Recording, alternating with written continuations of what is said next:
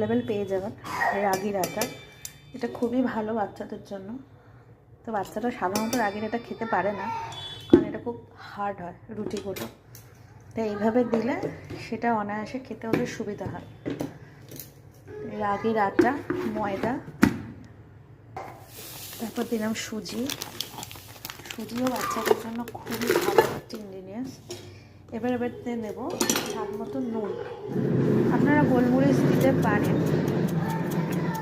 স্বাদ মতো নুন দিয়ে এই জিনিসটাকে ভালো করে গোলাচ্ছি।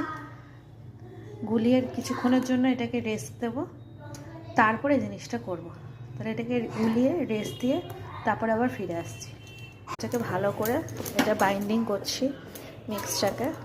এটাকে বাইন্ডিং করে এটাকে কিছুক্ষণ রেস্ট দেবো। যেহেতু সুজি আছে, একটু রেস্ট দিলে সুজিটা ফুলবে। ব্যাটারটা আমার গোলা হয়ে গেছে।